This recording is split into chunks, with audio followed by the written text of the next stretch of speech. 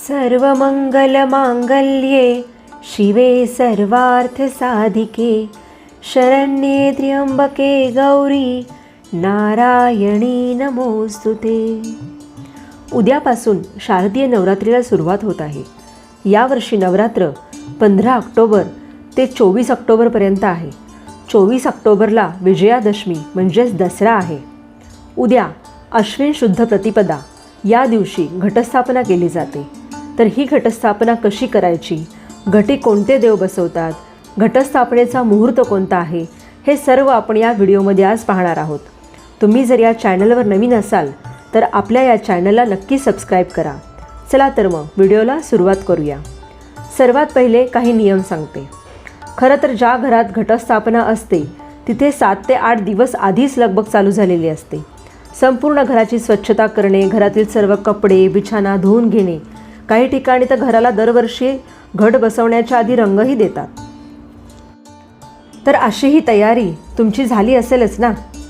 आता ज्या दिवशी घट बसणार आहे किंवा घटस्थापना असते म्हणजेच उद्या सकाळी, तर आपल्याला काय करायचे तर सकाळी लवकर उठून घरदार स्वच्छ झाडून पुसून घ्यायचं आहे। कुलस्त्रीने डोक्यावरून स्वच्छ आंघोळ करून धूतवस्त्र नेसावं, दारात रांगोळी काढावी, दाराला तोरण बांधावे, एक अशोकाचा किंवा आंब्याचा डाळा बांधावा। आपले मुख्य प्रवेशद्वार हे सुशोभित करावे, कारण तिथूनच आपली देवी माता आपल्या घरात प्रवेश करणार आहे। यावर्षी घटस्थापनेचा मुहूर्त हा 11:40 पासून ते दुपारी 12:30 पर्यंत आहे। या वेळेत घटस्थापना करायची आहे। काही ठिकाणी जोपर्यंत ग्रामदेवतेचा घट बसत नाही तोपर्यंत घरातील घट बसवत नाहीत, पण देवळातील घट हे शक्यतो सकाळी लवकरच बसवतात।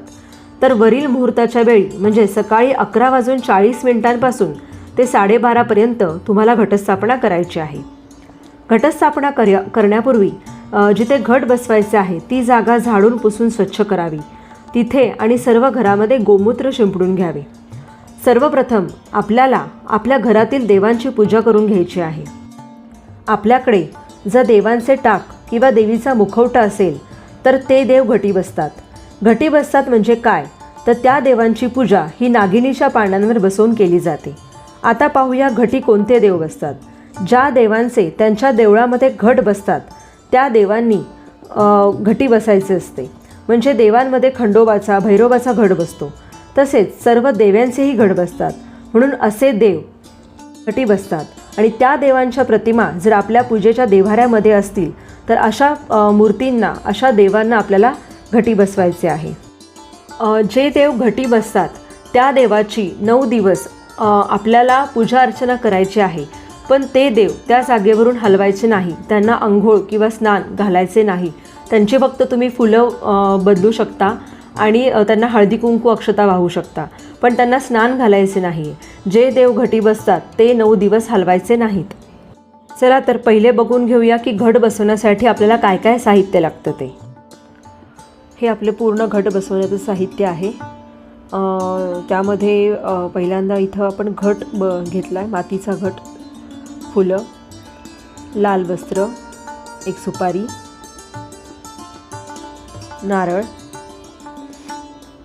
नागिणीची पानं, तुम्हाला जशा प्रमाणात हवे तेवढी पानं तुम्ही वापरू शकता, देवीची ओटी भरायचं साहित्य, हळदी कुंकू, रक्षासूत्र, ओटी भरायला आपल्या देवीला बांगड्या, आरसा, कुंकवाचा करंडा लागतो तो आहे, वेदिका म्हणजेच माती आहे आणि सप्तधान्य आहे। तर हे सर्व आपल्याला घट बसवण्यासाठी जी व्यक्ती पूजा करणार आहे किंवा घट बसवणार आहे त्या व्यक्तीने शुचिर्भूत होऊन धूतवस्त्र नेसावे। स्त्रियांनी शक्यतो साडी घातली तर उत्तमच आहे। स्वतःच्या कपाळाला कुंकू लावून घ्यायचं आहे। घट बसवायच्या आधी किंवा पूजा सुरू करायच्या आधी आपला जर देव्हारा असेल तर तो व्यवस्थित धुवून पुसून स्वच्छ करून घ्यायचा आहे। लाकडी असेल तर त्याला स्वच्छ करून पॉलिशही केले जाते। यानंतर तिथे लाल वस्त्र अंथरूण त्यावर व्हिडिओमध्ये दाखवले आहे अशा प्रकारे नागिनीची पाने देवाच्या मागे पाठीला लावून देव घटी बसून घ्यायचे आहेत। तुम्ही पाहू शकता अशा प्रकारे आपल्याला देव बसून घ्यायचे आहेत। आता सर्व देवांची पूजा मांडून पूजा व्यवस्थित करून घ्यायची आहे। हे पहा, इथे तुळजापूरच्या देवीला, रुक्मिणी मातेला व अन्नपूर्णा माता अशा ह्या 3 आणि लक्ष्मी अशा या सर्व देवींचा मी घट बसवून घेतला आहे. आता पूर्ण पूजा पहिली मी करून घेत आहे.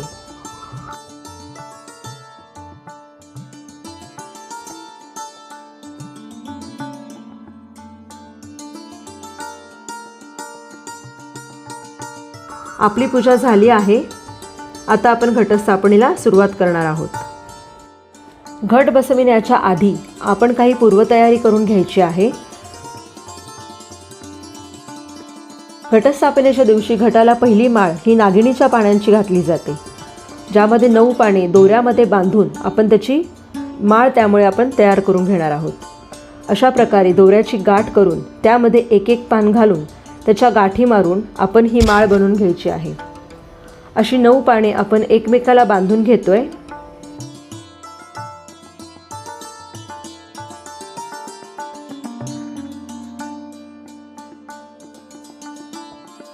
हे बघा, अशा प्रकारे 9 पानांची माळ तयार आहे. ही जशी 9 पानांची माळ तयार केली तशी अजून 5 पानांची माळही आपण तयार करून घेणार आहोत. आता हा जो घट आहे तो घट आतून बाहेरून व्यवस्थित स्वच्छ पाण्याने धुवून कोरडा करून घ्यायचा आहे व या घटावर स्वस्तिक काढायचे आहे. अशा प्रकारे कुंकवाने स्वस्तिक काढायचे आहे.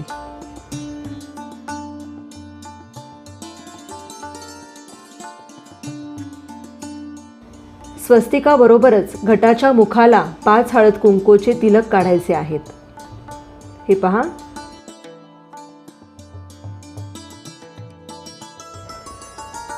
हे झाल्यावर घटाला आपण रक्षासूत्र आणि नागिणीची 5 पानांची जी माळ आहे ती बांधून घेणार आहोत. हे पहा, अशा प्रकारे याला असे रक्षासूत्र बांधून घ्यायचे आहे. आता आपण याला नागिणीची पाने बांधूयात.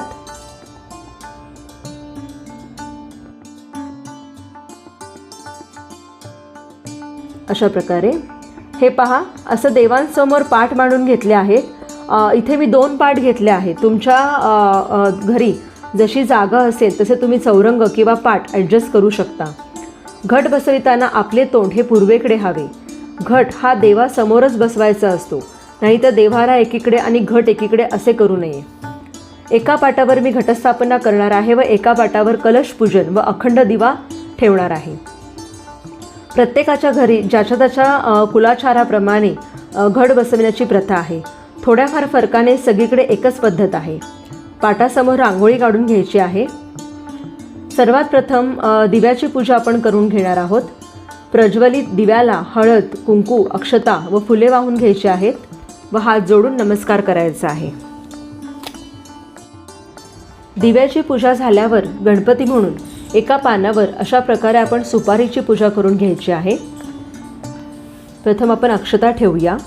त्यावर नागिनीचे पान ठेवायचं आहे.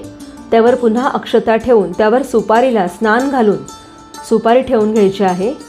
आता याला हळद, कुंकू, अक्षता आणि फूल वाहून घ्यायचे आहे. आता सुपारीला नमस्कार करायचा व घटस्थापना ही आपली निर्विघ्नपणे पार पाडू दे अशी प्रार्थना करायची आहे. घट बसवण्यासाठी सर्वात आधी इथे पत्रावळी घ्यायची आहे. पत्रावळीमध्ये अशा प्रकारे ही मी टोपली मांडून घ्यायची आहे. हे बघा, अशा प्रकारे. आणि या टोपलीमध्ये आपण माती घेणार आहोत. घटाच्या या मातीला वेदिका असे म्हटले जाते.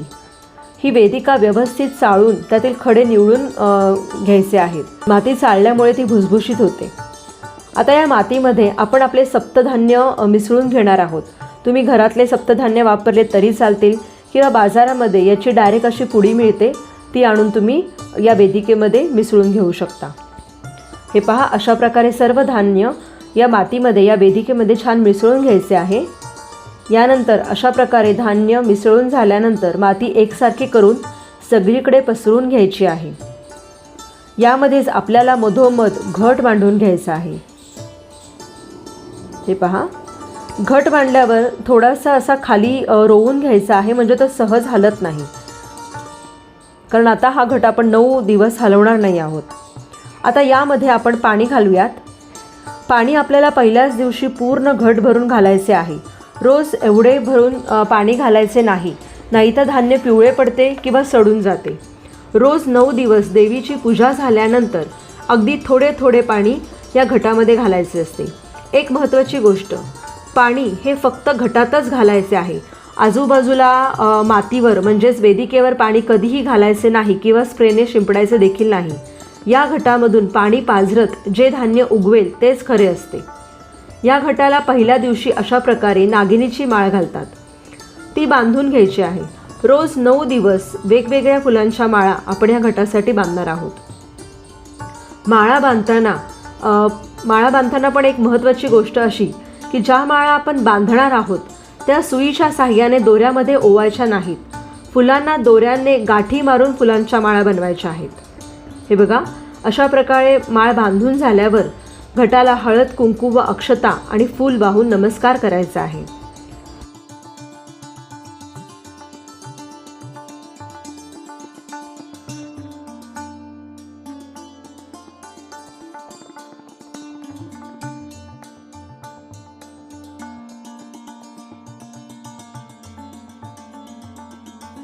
आता आपण कलश स्थापना करणार आहोत.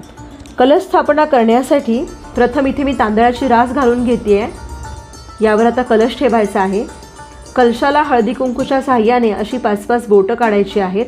या कलशामध्ये पाणी घेऊन त्यामध्ये सुपारी, अक्षता, हळद कुंकू, 1 नाणे व दुर्वा घालून घ्यायच्या आहेत. याला आता नागिणीची 5 पाने लावून त्यावर नारळ ठेवायचा आहे. तुम्ही या कलशाला देवीचा मुखवटा व दागिने घालून सजवू शकता, जे मी उद्या करणार आहे आणि तुम्हाला उद्या मी दाखवणार आहे. अशा प्रकारे पुन्हा कलशाला हळद कुंकू लावून अक्षता आणि फुले वाहून घ्यायची आहेत.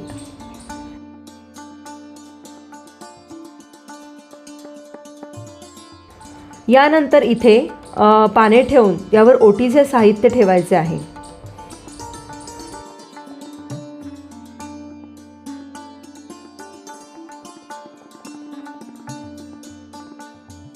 कलश स्थापन झाल्यानंतर आपल्याला आता अखंड दिवा लावून घ्यायचा आहे.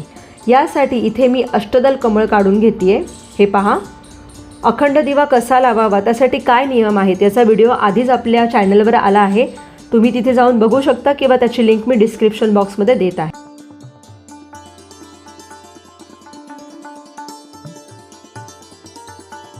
हे पहा, आता मी यावर अक्षता ठेवून त्यावर आपल्याला हा अखंड दिवा ठेवून घ्यायचा आहे.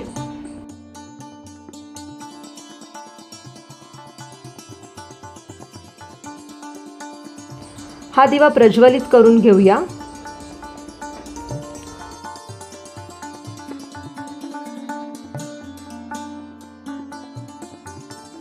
या दिव्याचीही आपल्याला पूजा करून मनोभावे प्रार्थना करायची आहे की असाच तू 9 दिवस अखंड तेवत राहा व दिव्याचा मंत्र म्हणायचा आहे किंवा शुभंकरोती म्हणली तरी चालेल.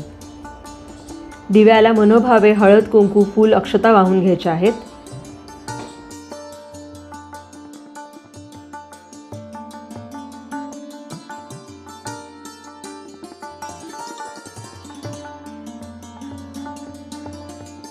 मी दुर्गा सप्तशतीचा पाठ करते तेव्हा त्या पोथीची मी इथे पूजा करून घेणार आहे.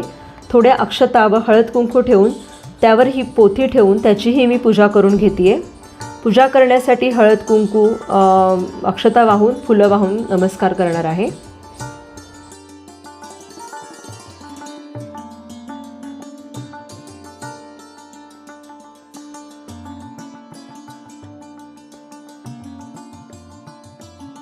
यानंतर आपल्याला गणपतीची, देवीची व नवरात्रीची आरती करून घ्यायची आहे.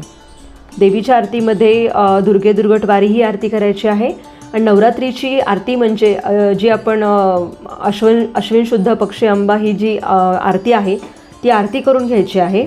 आरती झाल्यानंतर देवाला नैवेद्य दाखवायचा आहे. त्यासाठी असे चौकोनी मंडल काढून त्यामध्ये आपल्याला हा नैवेद्य ठेवायचा आहे. अशा प्रकारे आरती व नैवेद्य झाल्यानंतर सर्वांनी एकत्र बसून नमस्कार करायचा आहे, पूजा अर्चना करायची आहे आणि या ठिकाणी आपली ही घटस्थापना पूर्ण होत आहे. अशाच प्रकारे 9 दिवस सकाळ संध्याकाळ देवीची पूजा अर्चना व आरती करायची आहे. देवीला 9 दिवस वेगवेगळे नैवेद्य दाखवायचे असतात. ते नैवेद्य कोणकोणते आहेत ते मी तुम्हाला उद्याच्या व्हिडिओमध्ये नक्की सांगेन. जसे देवीला 9 दिवस वेगवेगळे नैवेद्य असतात, तसेच 9 दिवस 9 वेगवेगळ्या फुलांच्या माळा असतात. तुम्हाला जशी जशी फुले मिळतील तसं तसं तुम्ही त्या माळा करून घालू शकता. त्या 9 फुलांच्या कोणत्या माळा आहेत तेही तुम्हाला मी सांगेल. तर अशा प्रकारे आज इथे आपली घटस्थापना पूर्ण झाली आहे. चला तर मग पुन्हा भेटूयात पुढच्या व्हिडिओमध्ये. व्हिडिओ आवडला असेल तर नक्की लाईक, शेअर अँड सबस्क्राईब करा, कारण हा चॅनल माझा नाही, आपल्या सगळ्यांचा आहे. थँक्यू. Stay tune.